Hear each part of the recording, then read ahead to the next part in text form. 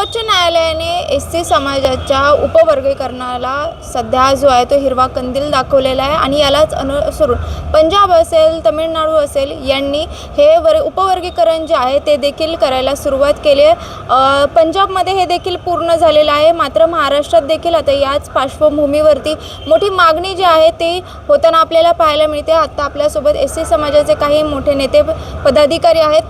SC समाजाला या निर्णयाबद्दल काय वाटतं, महाराष्ट्रात नेमकी या निर्णयावरून एससी समाजात काय चर्चा आहे हे आपण जाणून घेणार आहोत। सुरुवातीला नेमकी हा सर्वोच्च न्यायालयाने जो हिरवा कंदील दाखवला तो नेमका कशा संदर्भात आहे, जो सध्या बरेच राज्य जे आहेत ते अवलंबताना आपल्याला पाहायला मिळत आहे। असं आहे की 61 ते 65 आणि 75मध्ये पहिल्यांदा निर्णय लागला। पंजाब सरकारने तो निर्णय दिला, त्याचं वर्गीकरण केलं।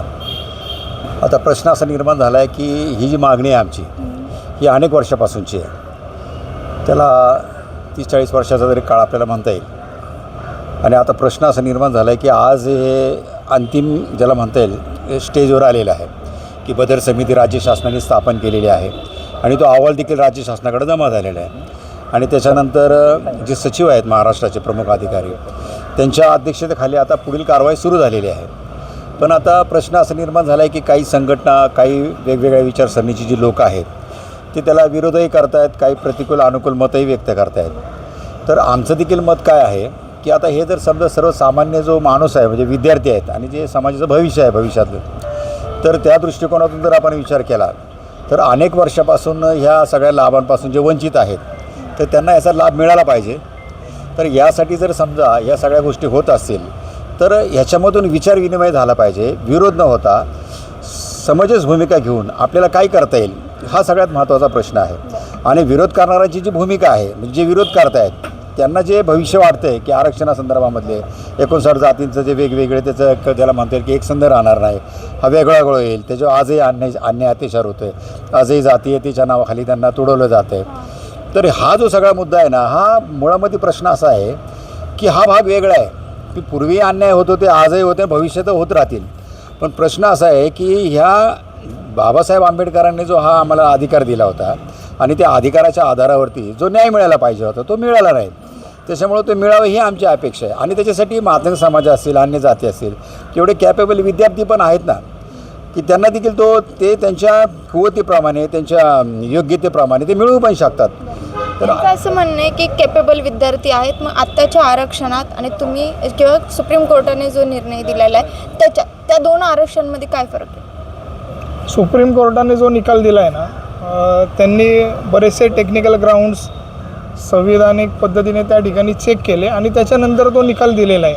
आणि सुप्रीम कोर्टात फक्त महाराष्ट्राचं नाही तर संपूर्ण देशातल्या शेड्यूल कास्ट संदर्भातली ती चर्चा त्या ठिकाणी झालेली होती। आणि त्यांच्यानंतर निकाल दिल्यानंतर त्यांच्या असं लक्षात आलं की संविधानकर्त्यांना शेड्यूल कास्ट, शेड्यूल ट्राईब करत असताना जे अपेक्षित होतं, जे की संविधान सभेच्या डिबेटमध्ये सुद्धा आहे की बाबासाहेबांच्या अनेक डिबेट्स आपण वाचल्या तर त्यावेळेस जे लाभ वंचित जाती ह्या देशामध्ये होत्या त्या त्यांच्या लाभापासून कशा वंचित आहे आणि त्यांना मुख्य प्रवाहात ह्या देशात आणण्यासाठी काय केलं पाहिजे, त्याच्या उपाययोजना काय असल्या पाहिजे, हे बाबासाहेबांनी त्या व्यवस्थेला त्या ठिकाणी संविधान सभेमध्ये पटवून दिलं। म्हणजे तुम्हाला असं म्हणायचं आत्ताचं जे आरक्षण आहे ते तळागाळापर्यंत पोहोचत नाही? 100% मी तेच सांगतोय। बाबासाहेबांना जे संविधान अपेक्षित होतं, बाबासाहेबांनी त्यावेळेसच आपल्याला सांगितले की मी हे संविधान खूप चांगलं बनवलेलं आहे, पण हे कुणाच्या हातात आहे, तो ह्याचा चांगला का वाईट कसा उपयोग करेल ते मी आज सांगू शकत नाही। आणि त्याच पद्धतीने येणारी पुढची जी सरकारं होती त्यांची जबाबदारी होती की ज्या लाभ वंचित जाती त्यांच्या न्याय हक्क अधिकारापासून वंचित राहिलेल्या आहेत तर त्यांना मुख्य प्रवाहात आणण्यासाठी ह्या इथल्या सरकारांनी त्या ठिकाणी त्या उपाययोजना करणं अत्यंत गरजेचं होतं, पण ते झालं नाही। शेवटी आज सुप्रीम कोर्टाने तो निकाल दिल्यानंतर ज्यावेळेस आरक्षणाचं उपवर्गीकरण होईल त्यावेळेस मला वाटतं, मला विश्वास आहे या लाभ वंचित जाती मुख्य प्रवाहात येण्याचा सुरुवात होईल। या उपवर्गीकरणासंदर्भात सरकार सकारात्मक आहे का? आपलं राज्य सरकार त्यांच्याकडून काय सांगण्यात येते? तुम्ही त्यांच्याशी काय पत्रव्यवहार वगैरे निवेदन काही दिले? खरं तर सुप्रीम कोर्टाने निकाल दिल्यानंतर आम्हा सर्वांना अशा अपेक्षा होती की सरकारने त्याच्या अंमलबजावणी करण्याच्या दृष्टिकोनातून पावलं उचलावी. परंतु मागच्या 1-1.5 वर्षातला जर सरकारचा जर वाटचाल पाहिली तर आम्हाला सरकारविषयीच असा संशय आहे की सरकार जाणीवपूर्वक अनुसूचित जातीमध्ये भांडणतंटा निर्माण व्हावा यासाठी सरकार जाणीवपूर्वक प्रयत्न करत असताना आपल्याला दिसत आहे. खरं तर त्यांना अंमलबजावणी करायची आहे की नाही असा आम्हाला प्रश्न पडावा असं वाटते. कारण का सुप्रीम कोर्टाने जर निकाल दिलेला आहे त्या निकालावरती कार्यवाही तर त्यांना करावीच लागेल. परंतु त्या संदर्भात शासनाकडून आमच्या अपेक्षा आतापर्यंतच्या ज्या सकारात्मक पद्धतीनं पूर्ण व्हायला हव्यात त्या झाल्या नाहीत. परंतु आमच्यासारखे जे कार्यकर्ते आहेत की सातत्यानं वर्गीकरण व्हावं म्हणून आम्ही भांडत आहोत वेगवेगळ्या माध्यमातून.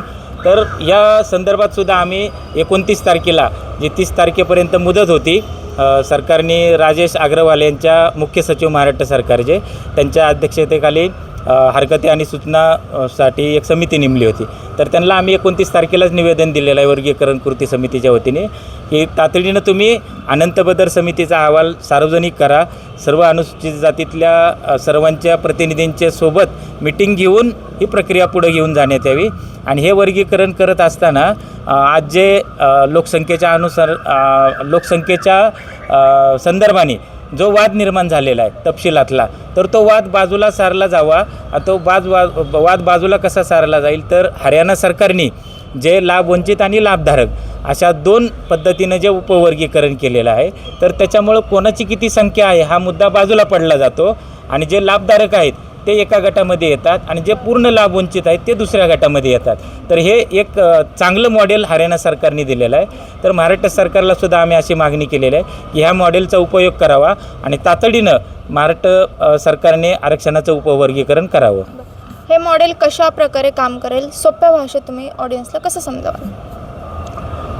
खऱ्या अर्थाने पाहिलं तर आपण जे डॉक्टर बाबासाहेब आंबेडकरांनी सामाजिक न्यायाची भूमिका मांडलेली आहे त्या भूमिकेच्या माध्यमातून अनुसूचित जातीमध्ये ज्या 59 जाती आहेत त्यांचं उपवर्गीकरण करत असताना सर्वात शेवटचा जो घटक आहे म्हणजे देशामध्ये आपण महात्मा गांधींनी देखील म्हणतो तर या देशाचा जर विकास पाहायचा असेल तर तुम्हाला तो विकास कशाच्या दृष्टीने पाहिला तर जो शेवटचा घटक आहे त्याचा विकास झाला आहे की नाही पाहणं हे खूप महत्त्वाचं आहे. त्याच पद्धतीने अनुसूचित जातीमधल्या शेवटच्या घटकापर्यंत जोपर्यंत तो विकास पोहोचत नाही जोपर्यंत तो शेवटच्या घटकातील विद्यार्थी असेल ते घर असेल त्याला रोजगार उपलब्ध होत नाही त्याला शिक्षण व्यवस्थित मिळत नाही त्याला चांगल्या ठिकाणी नोकरी मिळत नाही तोपर्यंत हा विकास होणार नाही. तर मग विरोध का होतो त्यांचं काय म्हणणं आहे?